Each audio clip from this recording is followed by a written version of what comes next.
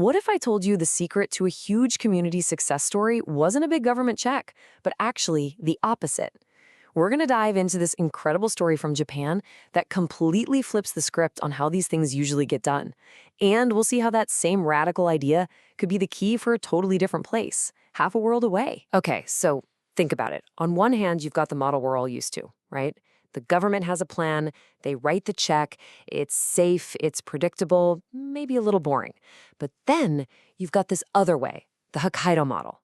This is a totally bottom-up approach where private companies team up, they share the risks, and they get to share the rewards. And that's the real puzzle here. How in the world did this scrappy, self-funded group build something that became a world-class destination? All right, so here's how we're going to break this down. First, we'll get into this whole weird idea of success without a subsidy. Then, we'll uncover Hokkaido's private-led secret. After that, we'll look at the government's role as a facilitator. Then we'll connect it all to Pocheon's incredible potential. And we'll wrap up with a brand new roadmap for them. All right, let's dive right into that big paradox, success without a subsidy. And to really get it, we need to head to Japan and look at the Hokkaido Garden Road, a project that, honestly, just defies all the usual rules. This right here, this quote, is pretty much the key to the entire story. The idea that a lack of money, ironically, can be the very thing that sparks innovation. It forces people in the private sector to step up, get creative, and take real ownership in a way they just wouldn't if a government check was always there for the taking. It's a really powerful idea, and it goes against everything we think we know. And this really gets at a core difference in mindset. You know, in Korea, a lot of the time the default thinking is, the city will handle it. It's this top-down expectation. But the Hokkaido model, it blew that idea right out of the water. It wasn't about waiting around for the government to do something. It was about regular people deciding, you know what? We'll do it ourselves. So, if it wasn't government money making this all happen, what was it? Well, that brings us to Hokkaido's big secret. It turns out collaboration was way more valuable than cash. Let's get into the nuts and bolts of how they actually did it. It basically came down to 3 really bold steps. First, you had 8 private gardens that came together completely voluntarily. No one from the government told them to do it. Then, instead of fighting each other for tourists, they did something brilliant. They created one single brand, the Hokkaido Garden Road, so they could act like one big destination. And maybe the craziest part of all, they financed everything themselves. All the costs, all the risks, but also all the profits. That was all on them. But look, let's be real here. This wasn't some kind of fairy tale. It was hard. I mean, they were facing massive obstacles. Just think about it for a second. Getting your direct competitors to actually trust you, that's huge. And these gardens were spread out over 250 kilometers. They had to pool their own money for marketing, even though none of them were marketing pros. Just keeping that partnership going year after year, that alone was a monumental effort. So what held it all together? What was the glue when things got tough? It wasn't some fancy business plan. It was something way more powerful, something human. It was a genuine, shared love for flowers and plants. That passion, that's what built the trust.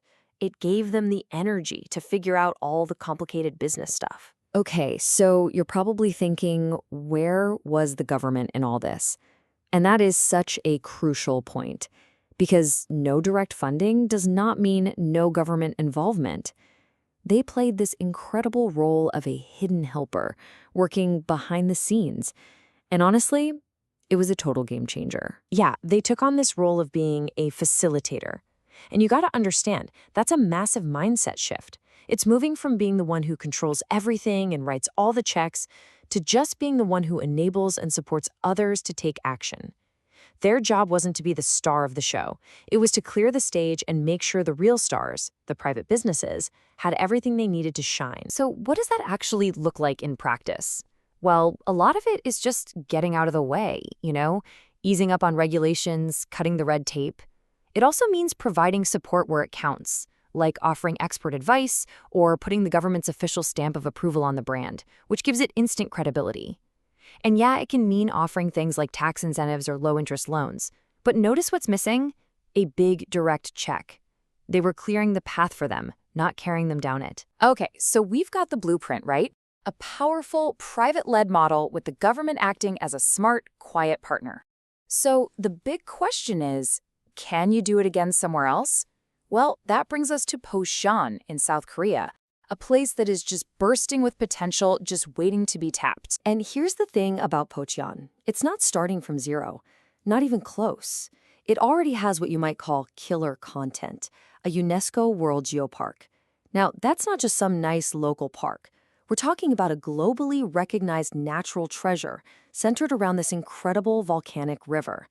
I mean, what an amazing head start. And the geopark is really just the crown jewel. It doesn't stop there. Look at all the other assets they're sitting on.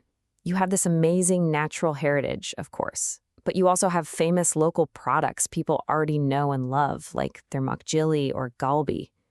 And on top of all that, you've got the infrastructure, including being super close to a megacity like Seoul.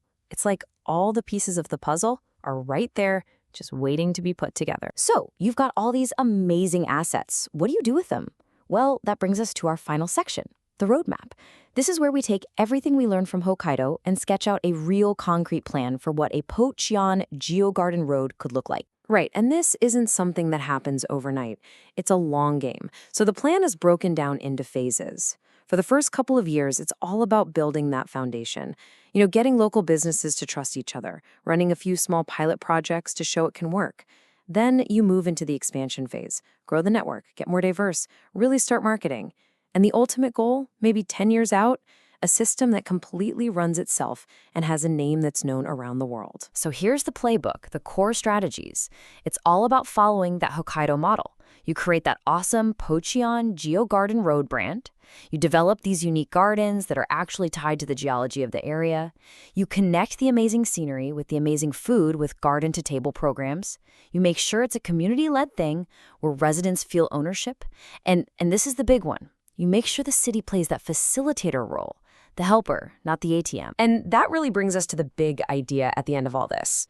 This whole story, it's not really just about gardens or tourism, is it? It's about a fundamentally different way of thinking about how we get things done as a community. So I guess the question I want to leave you with is this. If real, genuine collaboration, not just cash, is the key, what other seemingly impossible problems could we solve if we started thinking this way?